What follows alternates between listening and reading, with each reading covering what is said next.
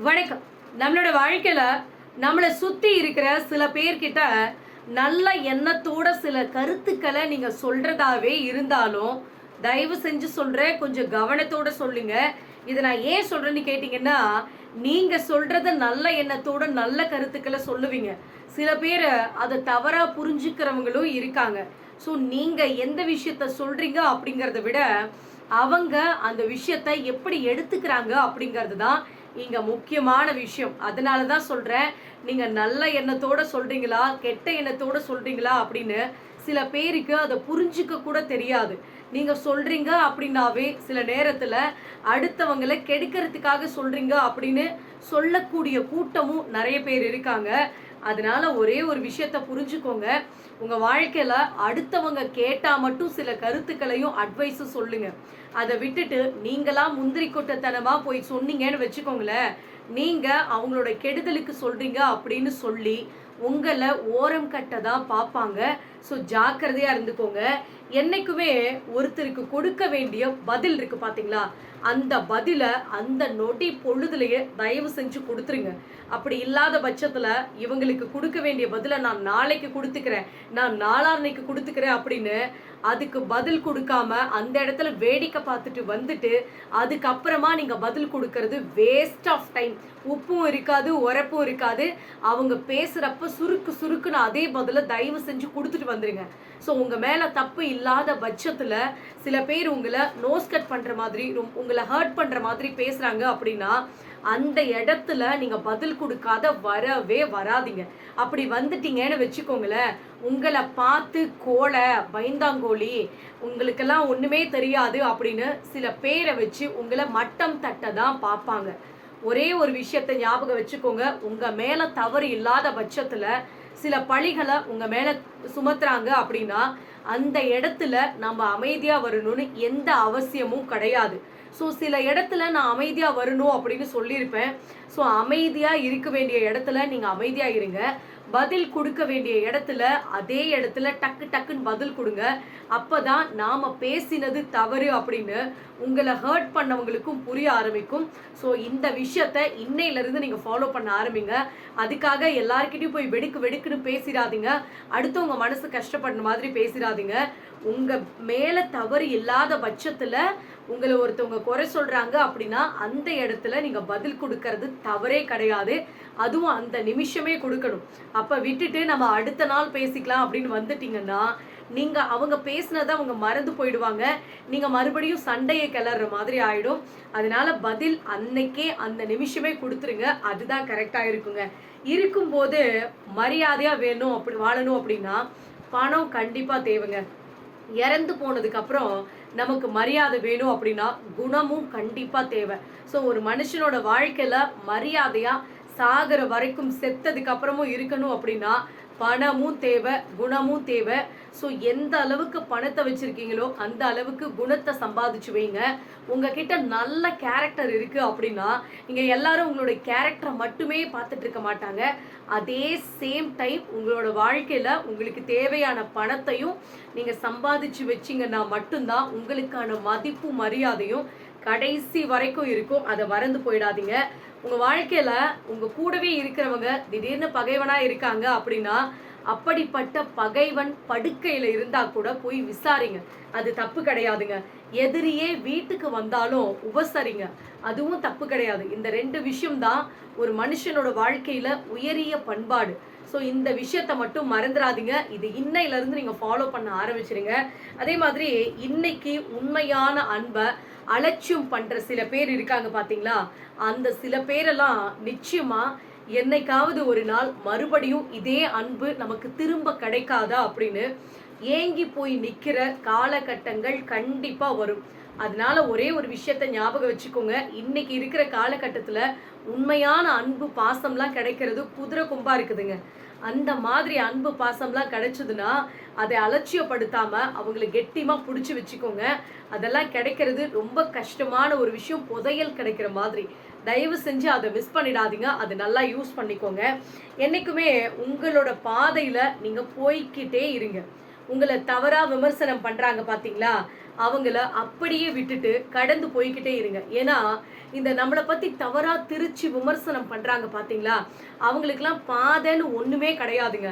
So அடுத்தவனை நோண்டுறது, அடுத்தவனை குறை சொல்றது, அடுத்தவன் பொழைக்கிறானே அப்படின்னு வயிறெறிஞ்சு போறது, இதுதான் சில பேருக்கு வேலை பொழப்பே அதுதான். ஸோ அதனால ஒரே ஒரு விஷயத்த மட்டும் ஞாபகம் வச்சுக்கோங்க. யாரோ எப்படியோ போய் போறாங்க. இன்னும் சொல்லணும்னா உங்களை யாரெல்லாம் விமர்சனம் பண்றாங்களோ அவங்க முன்னால சூப்பரா வாழ்ந்து காட்டணும் அப்படிங்கிற ஒரு எண்ணத்தை ஸ்ட்ராங்கா மனசுல பதிய வச்சுக்கோங்க. இன்னைக்கு முடிவு பண்ணுங்க. உங்களோட பாதையில யார் குறுக்க வந்தாலும் கல்ல தூக்கி தூர போடுற மாதிரி அந்த மனுஷங்களை நகர்த்தி விட்டுட்டு உங்க வாழ்க்கையில உங்க பாதையை நோக்கி போய்கிட்டே இருங்க. தானா தவற உணராத வரைக்கும் தாமாக யாருமே இங்க மாற போறதே கிடையாதுங்க. திருடனா பார்த்து திருந்தாவிட்டால் திருட்டை ஒழிக்க முடியாதுன்னு சொல்லுவாங்க பாத்தீங்களா, அதுதான் ரியல் லைஃப்.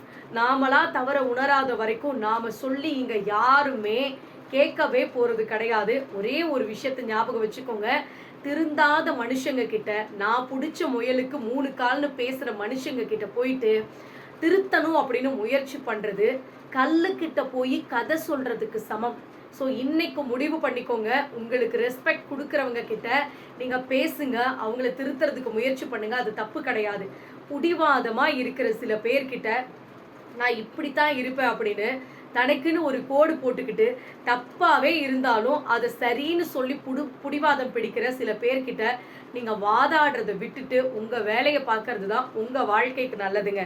பற்று வைக்கிறத விட நீங்க பத்த வைக்கிறது தான் சில உறவுகள் செய்யற உன்னதமான வேலை. யோசிச்சு பாருங்க. நம்பித்தான் சில பேர்கிட்ட சில உண்மைகளை சொல்லி இருப்பீங்க, அவங்க மேல ஒரு நம்பிக்கையை வச்சிருப்பீங்க. ஆனா அவங்க என்ன பண்ணுவாங்கன்னா அதை அப்படியே கொண்டு போய் அடுத்தவங்க கிட்ட பத்த வச்சு ஏகப்பட்ட கழகத்தை மூட்டி விட்டு போய்கிட்டே இருப்பாங்க. சில பேர்கிட்ட சில விஷயங்களை நீங்க சொல்லாம இருக்கிறது தான் உங்க வாழ்க்கைக்கு நல்லது அப்படின்னு நான் நிறைய வீடியோ பதிவுல சொல்லியிருக்கிறது தான் இப்பவும் அந்த விஷயத்தை தாங்க சொல்றேன். ஸோ நாம உண்மையா இருக்கணும் அப்படிங்கிறதுக்காக நீங்க எல்லார்கிட்டையும் போய் எல்லா விஷயத்தையும் ஷேர் பண்ணணும்னு அவசியமே கிடையாது. ஏன்னா நாம உண்மையா இருக்கிற பட்சத்துல அடுத்தவங்களும் அதே மாதிரி இருப்பாங்கன்னு நம்புறது நம்முடைய மிகப்பெரிய முட்டாள்தனம். ஸோ அதை புரிஞ்சுக்கோங்க. என்னைக்குமே குணத்தை சொல்றதுக்கு தான் இங்க ஆளே கிடையாதுங்க. ஆனா குறைய சொல்றதுக்கு பாருங்க நம்மளை சுத்தி ஒரு கூட்டமே நின்றுட்டு இருக்கும். அதனால நீங்க நல்ல கேரக்டரா இருக்கீங்க அப்படின்னு உங்களுக்கு தெரிஞ்சா போதும். அடுத்தவங்க உங்களை புகழணும், அடுத்தவங்க உங்களை பத்தி பாராட்டணும், பெருமை பேசணும் அப்படின்னு அவசியமே கிடையாது. உங்களுக்கு தெரியும் நீங்க யார் அப்படிங்கிறத. ஸோ அதை மட்டும் ஞாபகம் வச்சுக்கோங்க. மரியாதை தெரியாத நபர்கள் கிட்ட நெருங்கி நெருங்கி பழகிறத விட மரியாதை தெரிஞ்ச நபர்கள் கிட்ட தூரமா இருந்து பழகி பாருங்க. என்னைக்குமே சொல்ற உங்களுடைய நட்பு, உங்களுடைய உறவு நல்ல ஒரு பாண்டிங்ல இருக்குங்க. ஸோ ப்ளீஸ் அதை புரிஞ்சுக்கோங்க. சில பேர்கிட்ட க்ளோஸா இருக்கணும் அப்படிங்கிறதுக்காக நீங்க கொஞ்சம் ஓவரா இடம் கொடுத்துருவீங்க. கடைசியில அவங்க உங்க தலைமையில ஏறி உட்கார்ந்து உங்களை மரியாதை குறைவா இறக்கி பேசுறதுக்கு வாய்ப்பு இருக்கு. ஸோ அதனால தான் சொல்றேன், எப்பேற்பட்ட உறவாக இருந்தாலும் அதுல கொஞ்சம் டிஸ்டன்ஸ் மெயின்டைன் பண்றது தான் உங்களோட மரியாதைக்கு நல்லது. அதை புரிஞ்சு நடந்துக்கோங்க. இந்த உலகையே ஆட்டி படைக்கிற ஆற்றல் மிக்க விஷயம் ரெண்டே ரெண்டு தாங்க. ஒன்று உயிரே இல்லாத பணம், இன்னொன்று உயிர் இருக்கிற அந்த நிம்மதிங்க. ஸோ நாம் என்ன பண்ணுறோம்னா இந்த 2 விஷயத்தை தான் கடைசி வரைக்கும் தேடி தேடி அலைஞ்சு ஓஞ்சி களைச்சு போய் கடைசியில் பிடி சாம்பலா மாறுறான் மனுஷன். இதுதான் மனுஷனோட வாழ்க்கை. கடைசி வரைக்கும் நாம் தேடுறதை நிறுத்திட்டாவே நம்ம நிம்மதியாக இருப்போம் அப்படிங்கிறது நிறைய பேருக்கு புரியவே மாட்டேங்குதுங்க. எவ்வளோதான் காசு பணம் இருந்தாலும் சொத்து சொகை இருந்தாலும் நாம் நிம்மதி அப்படிங்கிற ஒரு விஷயத்தை தேடி தேடி அலைஞ்சிட்டே இருக்கோம் பார்த்தீங்களா. ஸோ ப்ளீஸ் அதை புரிஞ்சுக்கோங்க. நீங்கள் அமைதியாக விட்டுட்டீங்க அப்படின்னாவே உங்களுக்கான அமைதி உங்களை தேடி வரும். அதை புரிஞ்சுக்கோங்க. என்னைக்குமே வெறுத்து போன வாழ்க்கை இருக்கு பார்த்தீங்களா, அது தொடர்ந்தா என்ன, இல்லை தொடராட்டி போனா என்ன, இல்லை முடிஞ்சு போனா என்ன, யோசிச்சு பாருங்க. சில பேரெல்லாம் வாழ்க்கையே முடிஞ்சு போச்சு, இதுக்கு மேல ஒண்ணுமே கிடையாது, வெறுத்து போச்சு அப்படின்னு நினைச்சுக்கிட்டு வாழ்க்கையை நொந்து போய் ஒரு ஓரமா உட்கார்ந்துருப்பாங்க. உங்க எல்லாருக்குமே நான் சொல்ற விஷயம் என்னன்னு கேட்டீங்கன்னா, உங்கள் வாழ்க்கையே உங்களுக்கு வெறுத்து போச்சு. அப்பேற்பட்ட வாழ்க்கை நல்லா இருந்தா என்ன, நல்லா இல்லைன்னா என்ன? எதுக்காக உட்காந்து கவலைப்பட்டுட்டு இருக்கீங்க? நீங்க கவலைப்படுறதுனால உங்களோட வாழ்க்கை மாறிட போகுதா? இல்ல நீங்க வெறுத்து போன வாழ்க்கை திரும்ப வரதான் போகுதா? யோசிச்சு பாருங்க. நம்ம வெறுக்கிறதுக்கு, அழுகிறதுக்கு, கவலைப்படுறதுக்கு 1000 காரணத்தை தேடுறோம். ஆனா வாழ்றதுக்கு, சந்தோஷமா இருக்கிறதுக்கு, உங்களை நீங்க மகிழ்ச்சியா வச்சுக்கிறதுக்கு ஒரே ஒரு காரணம் கூட கிடைக்காம போயிடும். யோசிச்சு பாருங்க. நான் சொல்ற இந்த ஒரு பாயிண்ட் கண்டிப்பா சொல்றேன், எல்லாரோட வாழ்க்கையிலும் நடந்து முடிஞ்சிருக்கும். ரொம்ப கஷ்டப்பட்டிருப்பீங்க. வாழ்க்கையில அடிபட்டு அப்படியே நொந்து போய் உட்கார்ந்துருப்பீங்க. இந்த நேரத்துல என்ன பண்றதுன்னு தெரியாம கூட இருக்கலாம். எதுக்காக உட்கார்ந்து கவலைப்பட்டுட்டு இருக்கீங்க? அதுதான் எல்லாம் முடிஞ்சு போச்சு இல்ல, நடந்து முடிஞ்சிருச்சு. நீங்க கெட்டவங்க அப்படின்னு அடுத்தவங்களால முத்திரை குத்தப்பட்டுட்டீங்க. சில பேரு உங்களை கெட்டவங்கன்னு சொல்லியிருப்பாங்க. அடுத்தவங்க முன்னால ஏதோ ஒரு காரணத்துக்காக அசிங்கப்பட்டிருப்பீங்க. ஒரு மாதிரி குற்ற உணர்ச்சியா இருக்கும். ச்சே, இந்த விஷயத்தினால இவங்க நம்மளை இப்படி சொல்லிட்டாங்களே அப்படின்னு உங்களுக்கே உங்க மேல வெறுப்பு வந்திருக்கும். அதுதான் வந்துருச்சு இல்ல. இதுக்கு மேல அதை நீங்க போய் மாத்தணும், அதை நியாயப்படுத்தணும் அப்படின்னு முயற்சி பண்ணவே பண்ணாதீங்க. இன்னும் சொல்லணும்னா, நீங்க பண்ணினது தப்பு அப்படின்னா தைரியமா ஒத்துக்கோங்க. இதுக்கு மேல அந்த தப்பு பண்ணக்கூடாது. வாழ்க்கையில யாரெல்லாம் நம்மளை தப்பு பண்ணிட்டோன்னு ஏளனமா பார்த்தாங்களோ அவங்க முன்னால சூப்பரா வாழ்ந்து காமிக்கணும்பா. அவங்களே வாழ்த்துற அளவுக்கு நம்ம வாழ்ந்து காட்டணும் அப்படிங்கிற அந்த ஒரு எண்ணம் தான் உங்க மனசுக்குள்ள வரணுமே தவிர, அதை விட்டுட்டு நீங்க ஃபீல் பண்ணிட்டு உட்கார்ந்துருக்கிறதுனால நீங்க எதுவுமே மாற போறது கிடையாது. புரிஞ்சு நடந்துக்கோங்க. என்னைக்குமே புகழ்றதை காட்டிலும் வாழ்க்கையில ஊக்கப்படுத்துறது சிறந்த விஷயங்க. அதே மாதிரி என்னைக்குமே வாழ்வதை காட்டிலும் வாழ வைப்பது சிறந்த ஒரு விஷயம். ஒரு கதை கேள்விப்பட்டிருப்பீங்க. நீங்க கஷ்டப்படுற ஒரு சின்ன பையனுக்கு மீன் பிடிச்சி கொடுக்கறத விட அவனுக்கு ஒரு தூண்டில வாங்கி கொடுத்து அந்த மீனை பிடிச்சி கத்துக்கணும். அந்த மீனை எப்படி பிடிக்கணும் அப்படின்னு கத்து கொடுத்தீங்கன்னு வச்சுக்கோங்களேன், அவன் வாழ்க்கையில ஜெயிச்சு பெருசா வந்துருவான். அதுதான் உங்களோட பக்கத்துல இருக்க யாருக்காவது நீங்க உதவி பண்ணணும்னு நினைச்சீங்கன்னா, தயவு செஞ்சு காசு பணம் கொடுத்து உதவி பண்றதை விட அவங்களுக்கு ஏதாவது ஒரு அவங்களால சம்பாதிக்கிற அளவுக்கு ஏதாவது ஒரு பிஸ்னஸ்னா பெரிய லெவல்லலாம் நான் சொல்ல கிடையாதுங்க. உங்களால் முடிஞ்ச ஐடியாஸ் சொல்லி கொடுங்க. அதுவே அவங்க வாழ்க்கையில் ஒரு மிகப்பெரிய உதவியாக இருக்குங்க. ஸோ அதை ஃபாலோ பண்ணிக்கோங்க. இதை நான் ஏன் இதெல்லாம் சொல்கிறேன்னு கேட்டிங்கன்னா, என்றைக்குமே சொல்கிறேங்க, அடுத்தவங்களை வாழ வச்சு பாருங்களேன், நீங்கள் நல்லா வாழுவீங்க.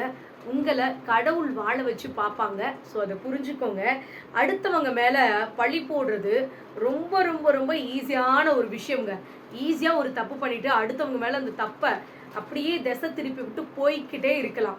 அதே பழியை நாம் சுமக்கும் போது தான் அந்த பழியினோட வழி என்ன அப்படிங்கிறது நமக்கு புரிய ஆரம்பிக்கும். ஸோ ரொம்ப ஈஸியாக அடுத்தவங்க மேலே தயவு செஞ்சு பழியை போட்டுறாதீங்க. அது தாங்குறவங்களுக்கு தான் அதோடைய வலியும் வேதனையும் என்னன்னு தெரியும். ஸோ இதுக்கு மேலே அந்த தவறை பண்ணாதீங்க.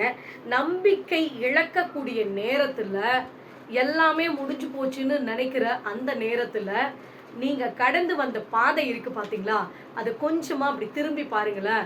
அன்னைக்கு தான் உங்களுக்கு ஒரு விஷயம் தெளிவாக புரிய ஆரம்பிக்கும். இவ்வளோ தூரம் வாழ்க்கையில் இத்தனை கஷ்டங்களை கடந்து வந்துட்டோம், இதுக்கு மேலே என்னடா வாழ்க்கை, இன்னும் கொஞ்சம் தூரம் தானே, நம்ம ஈஸியாக கடந்துட்டு போய்கிட்டே இருக்கலாம் அப்படின்னு ஒரு தைரியம், தன்னம்பிக்கை எல்லாமே உங்களுக்கு வந்துடும். ஸோ நீங்கள் நல்லா கவனிச்சு பாருங்களேன். ஏதாவது ஒரு கட்டத்தில் உங்கள் வாழ்க்கையில் பெருசாக உங்களுக்கு பிரச்சனை மாதிரி தெரிஞ்ச சில பிரச்சனைகள் எல்லாம் இன்னைக்கு நினச்சி பார்த்தீங்கன்னா, இதெல்லாம் ஒரு பிரச்சனையா, இதுக்காகவா நம்ம அவ்வளோ கஷ்டப்பட்டோம், அவ்வளோ வருத்தப்பட்டோம், அத்தனை நாள் உட்காந்து அழுதோம், ஐயோ இதெல்லாம் சாதாரண விஷயமே அப்படின்னு இன்னைக்கு உங்களுக்கு தோணலாம். அதே மாதிரி தான் இன்னைக்கு உங்கள் வாழ்க்கையில் வந்திருக்கிற அத்தனை பிரச்சனையும் கொஞ்சம் பொறுமையாக அதை எப்படி ஹேண்டில் பண்ணுறது அப்படிங்கிறது மட்டும் தெரிஞ்சுட்டு அமைதியாக வாழ்க்கையை கொண்டு போங்களேன். என்னைக்காவது ஒரு நாள் நீங்கள் திரும்பி பார்க்கும்போது இதெல்லாம் ஒரு பிரச்சனையா அப்படின்னு உங்களுக்கே உங்களை பார்த்து சிரிப்பு வரும். அதுதான் வாழ்க்கை. ஸோ இவ்வளோ தூரம் வந்த நீங்கள் இதுக்கு மேலே நடக்கிறதுக்கு ஏன் பயப்படுறீங்க? இன்னும் கொஞ்சோண்டு தூரம் தான். உங்களுக்கான வாழ்க்கை உங்கள் கண்ணு முன்னால் கொட்டி கிடக்கு. உங்களுக்கான அழகான நாட்கள் வருவதற்காக காத்திருக்கு. அதனால ஒரே ஒரு விஷயம்தான், முடிஞ்சு போனதை நினச்சி வருத்தப்படாதீங்க. நடக்க போகிறத நினச்சி எக்ஸைட்டிங்காக சந்தோஷமாக வாழ்க்கையை எதிர்கொள்ள பழகிக்கோங்க. ஸோ இந்த வீடியோ பதிவு கண்டிப்பாக உங்களுக்கு பயனுள்ளதாக இருக்கும்னு நினைக்கிறேன். அப்படி இருந்துச்சுன்னா மறக்காமல் கமெண்ட் பண்ணுங்கள், லைக் பண்ணுங்கள், ஷேர் பண்ணுங்கள், சப்ஸ்கிரைப் பண்ணுங்கள். நன்றி, வணக்கம்.